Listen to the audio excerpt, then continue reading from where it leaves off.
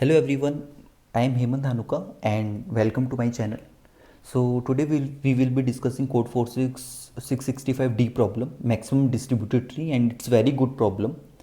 So I will advise you to go through the problem statement 1 and then see the solution.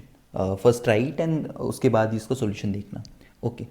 सो इस question में क्या बोल रहा है हमें, इस क्वेश्चन में हमें क्या है कि एक ट्री दिया हुआ है और उस ट्री में क्या है कि what we have to do is suppose some trees given to us and what we have to calculate the distribution index of the trees defined that is F U comma V and what we have to do we have to maximize the this distribution index of the tree. Okay, so अब होता है क्या distribution index of the tree. So distribution index of the tree is basically is summation of I is equal to 1 to n minus 1 where g is equal to I plus 1 to n f I comma j. तो अगर simple word में बोलूँ तो suppose करो हमें कोई हमारा tree दिया गया है, उसमें हमारे नोड्स है 1 2 3 4 let's say. So what we have to do कि what is a distribution index there is sum of all the weights of the path 1 to 2 plus 1 to 3 plus 1 to 4 plus 2 to 3 plus 2 to 4 plus 3 to 4. तो इनमें जितनी भी इनके जो path हैं उनके अंदर जो भी वेट आते हैं उनका सम करना है and that is a distribution index. ठीक है, बट द प्रॉब्लम इज हमें यहाँ पे वेट दिया हुआ ही नहीं है. ओके, सो हमें क्या करना है, हमें क्या दिया हुआ है यहाँ पर हमें यहाँ पर एक फैक्टर वैल्यू, हमें यहाँ पे एक m दिया हुआ है that is a factorization, prime factorization and of a k. Okay, and we have to pick values from that prime factorization as a weight such that we can maximize the distribution index. Okay, so let's go to the okay, so let's understand by an example what we are seeing here. So suppose this example is given, we are having 4 nodes and it is a tree, so it will have 3 edges. So here we are having 3 edges 1 2 2 3 and 3 4. So मैंने यहाँ पे इसका image बना दिया कि 1 2 2 3 and 3 4. So I am assuming I am having weight x y and z. Okay, so हमें यहाँ पे कैलकुलेट क्या करना है, we have to calculate 1 2 path में 1 से 2 पाथ के अंदर जितने भी एजेस आती हैं उनका वेट, 1 से 3 के पाथ में जितने भी एजेस आते हैं उनका वेट, 1 to 4 के पाथ में जितने भी एजेस आते हैं उनका weight, 2 to 3 2 to 4 and 3 to 4. इन नोड के पाथ में जितने भी वेट्स आते हैं उनका सम को हमें मैक्सिमाइज करना है. तो सपोज करो हमने वहाँ पे एक्स वाई जेड एज्यूम कर रखा है, तो 1 से 2 में x आया, 1 से 3 में क्या हो जाएगा x plus Y. Okay, and 1 to 4 will be x plus y plus z, 2 to 3 will be y, 2 to 4 will be y plus z, 3 to 4 will be z. Okay, so अगर इनका मैं सबका सम करूं, so it will be 3x plus 4y plus 3z. Okay, so I have to maximize this. ठीक है, इसको maximise करना है. अब कंडीशन क्या दी हुई है कि हमें ये जो x है, ये y है और ये z है, ये क्या है, पिक करना है. ओके, सो इसको पिक करने के क्या रूल दिए गए हैं, इसको पिक करने के रूल ये हैं कि हमें क्या दिया गया है कि फॉर एनी नंबर k हमें उसके प्राइम फैक्टर दिए हुए हैं and what we have to do is हमें ये 3 रूल को फॉलो करना है यहाँ पे टॉप पे, कि जो प्राइम फैक्टर है उसमें से आप किसी भी फैक्टर को पिक कर सकते हो इन सच अ वे कि जो फैक्टर पिक कर रहे हो that should be greater than 0. First thing. Second thing, the product of all the n minus 1 number, like जो भी आपने वेट पिक किए हैं उनका प्रोडक्ट आप करोगे तो that should be always equal to k. And the third is कि the number of ones among the all n minus 1 integer must be minimum possible. So हमें क्या करना है कि जो 1 हम यूज़ करने वाले हैं दैट उसको हमें कम से कम रखना है. ओके, सो फॉर एग्जाम्पल यहाँ पे 2,2 है. ओके, एंड हमें यहाँ पे 3 एजेस है तो हमें 3 वेट चाहिए. तो what we can do is we can add 1 here. ठीक है, we can use 1 as a weight. Why? Because अगर हम इसका मल्टीप्लाई करेंगे 2 into 2 into 1 तो इट विल स्टिल 4, तो ये 4 ही रहेगा.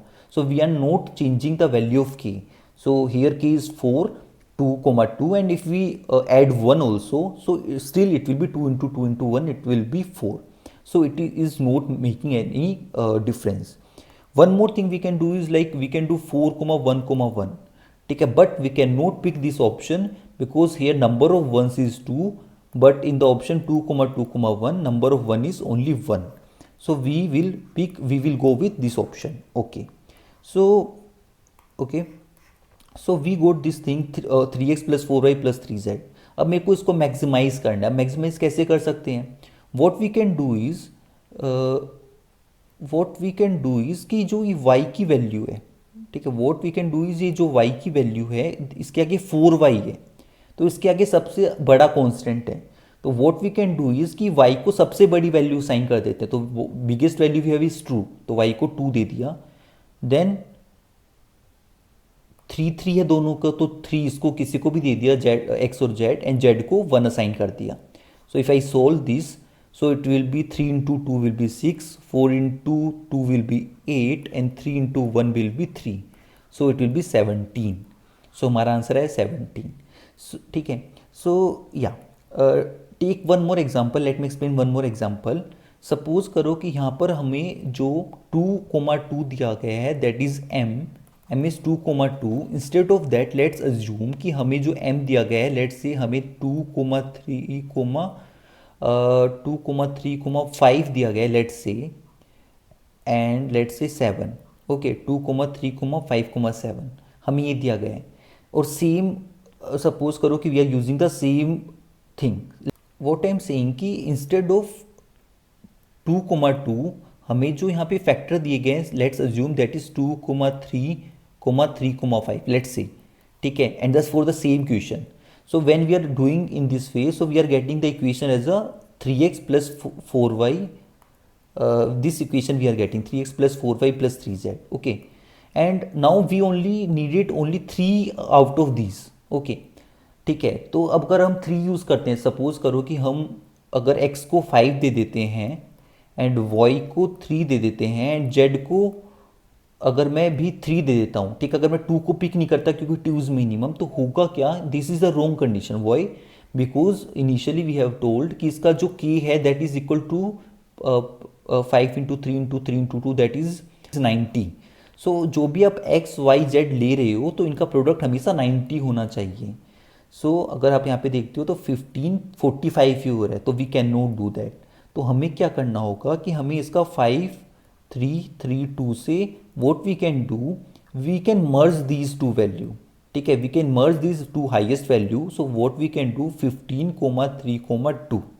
Okay, so in this equation if we put 5 y have the highest constant, so we for the 4 we will use 15, and for the 3 these are the same 3 3, so we can use 3 any of x or z, and we will use 2. So if the answer will be 9 plus 60 plus 6 that is equal to 75. So 75 will be answer. Okay, so this is a one example we solved. So I will advise कि जब भी कोई भी problem solve करो तो try to do more and more examples, so it will be clear, ठीक है, so you will get a more understanding about the problem. So okay, so let's do this example.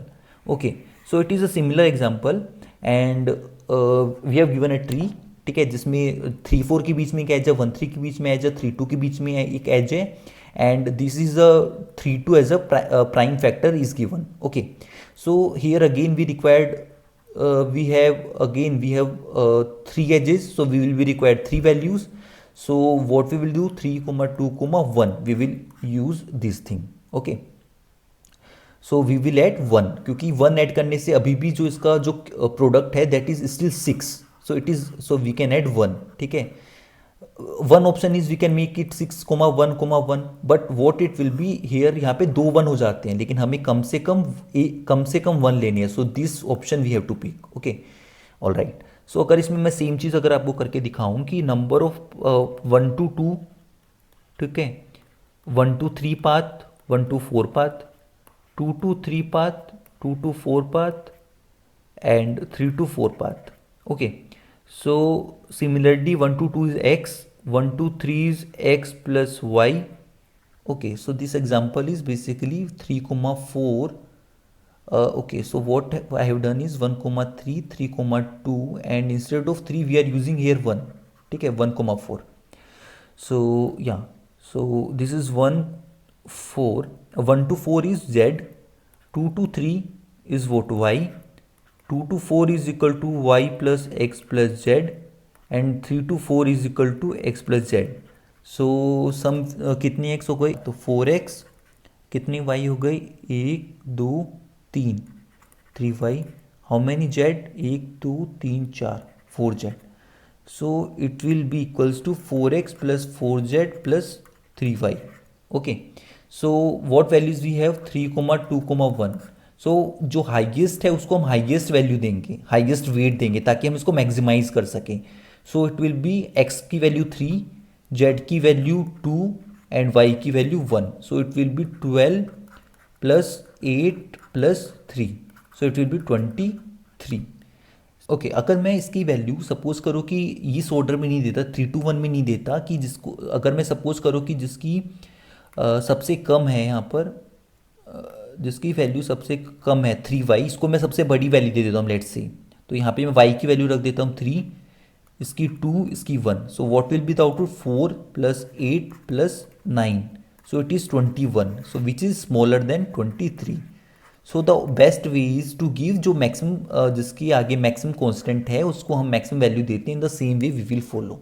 Okay, so we will understand what is a brute force solution for this.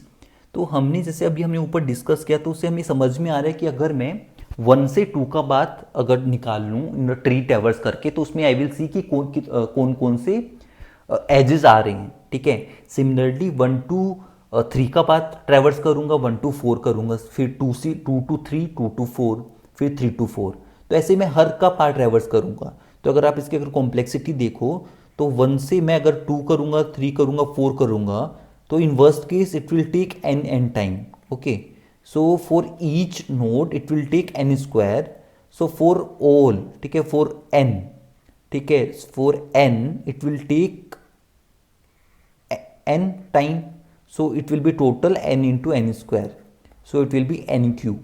और here n is equal to 10 की power 5. ठीक है, near to 10 power. So it will not gonna work. So this is a brute force approach we can use. तो अब हमें क्या करना है, इसको थोड़ा ऑप्टिमाइज करना है. ठीक है, how we can optimize this thing. तो बेसिकली अगर मैं आपको सिंपल वर्ड में अगर हम देखें तो हम कर क्या रहे हैं कि we were while calculating that this distribution index of the tree, we were seeing कि दिस वाली, ये वाली जो एज है ये कितनी बार अपेयर होगी, ये वाली एज कितनी बार अपेयर होगी, ये वाली एज कितनी बार अपेयर होगी. ठीक है, वी आर कैलकुलेटिंग कि 4x मतलब 4 बार अपेयर होगी, 4z मतलब z मतलब ये वाली एज 4 बार अपेयर होगी, ये वाली एज 3 बार अपेयर होगी, y वाली एज. तो वी आर कैलकुलेटिंग दिस. ठीक है, अगर हमें ये मिल जाता है तो वी कैन सोल्व इट. ठीक है, तो अब मेन चीज़ है कि क्या हम ये डायरेक्ट कैलकुलेट कर सकते हैं, मतलब एक एक नोड से सारा बार बार ट्रैवर्सल ना करके, कि मतलब लाइक 1 नोड से पहले 2 का पाथ निकालूँ, फिर 3 का निकालूँ, 4 का निकालूँ, ये ना करते हुए क्या हम डायरेक्टली ये चेक कर सकते हैं कि x कितनी बार अपेयर हो रहा है. क्योंकि इनडायरेक्टली जो हम वो काम कर रहे हैं that is for the purpose of calculating x, कि x कितनी बार अपेयर हो रहा है, y कितनी बार अपेयर हो रहा है, z कितनी बार अपेयर हो रहा है, वाइल कैलकुलेटिंग दैट इंडेक्स. तो yes, let's try we can do it or not. So okay, so let's take suppose अगर हमें देखना है कि y कितनी बार अपेयर हो रहे हैं. ठीक है, y कितनी बार अपेयर हो सकते हैं.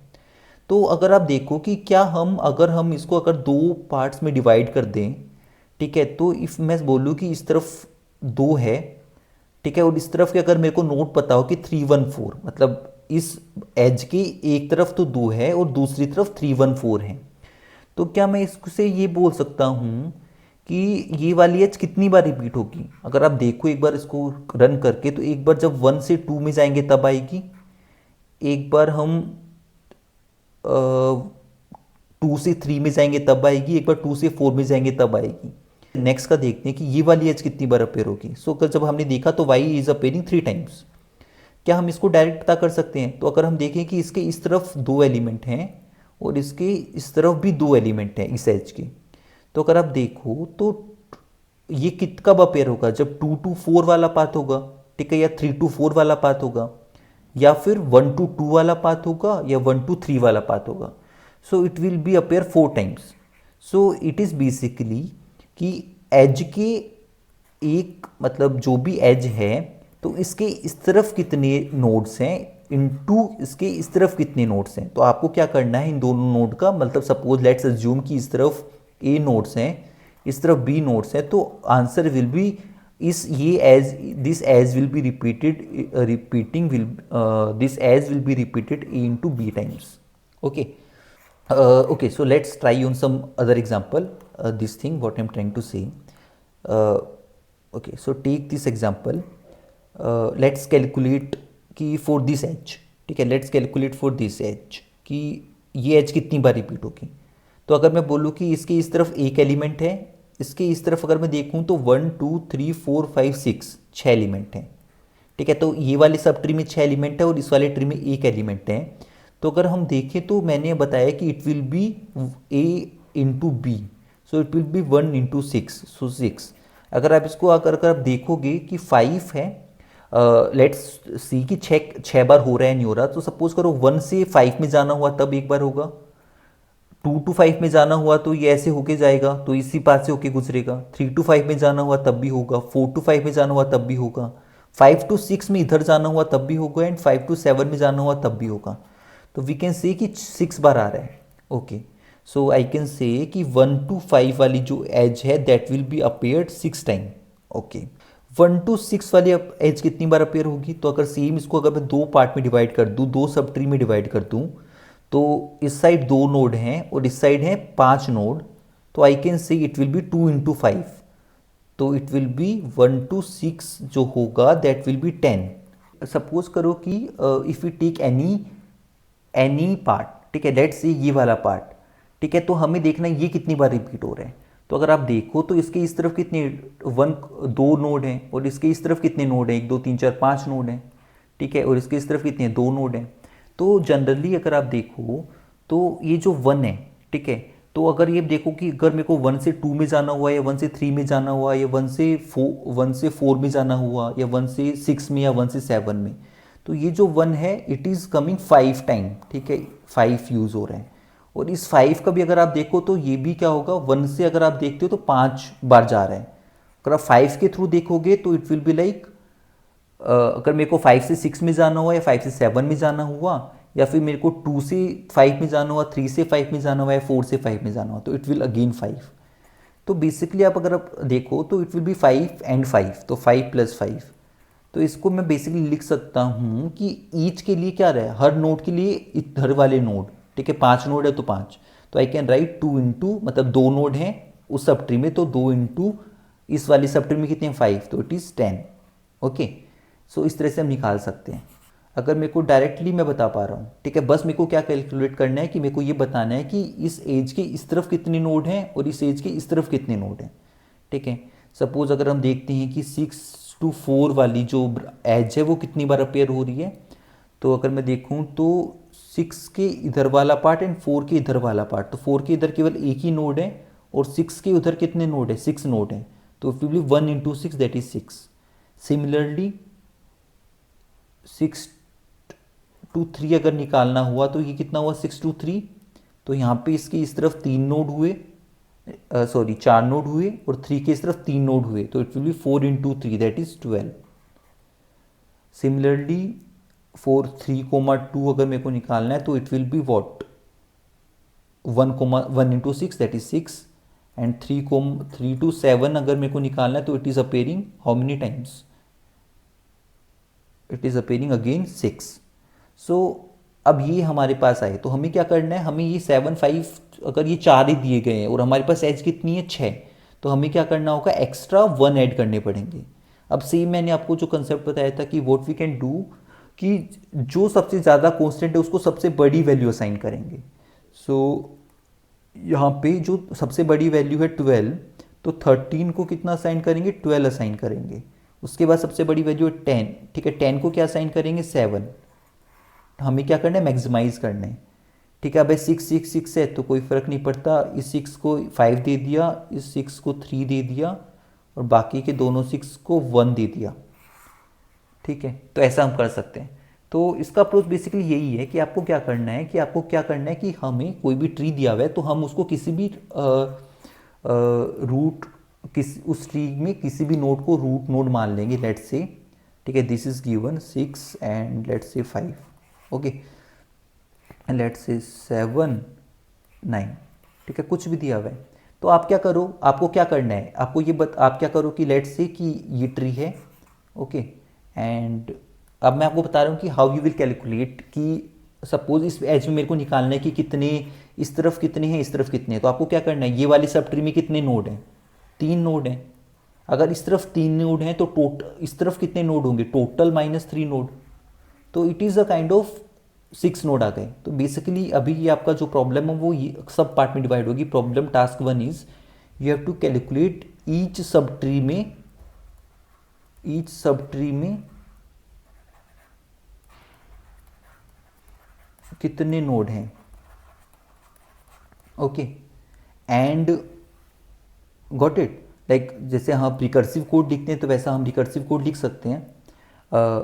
सपोज करो कि अगर मेरे को इसमें देखना है 1 2 3 वाला देखना है तो मेरे को पता है 3 वाली सब ट्री में कितने नोड हैं, ये हमने ट्रैवर्स करके हम स्टोर कर लेंगे कि कितने नोड हैं। तो यहाँ पे 4 आए तो वी कैन से कि दूसरी साइड कितने नोड होंगे, टोटल -4, तो it will be 8 minus 4, that is 4, तो इस साइड भी 4। तो इस तरह से हम कैलकुलेट कर सकते हैं।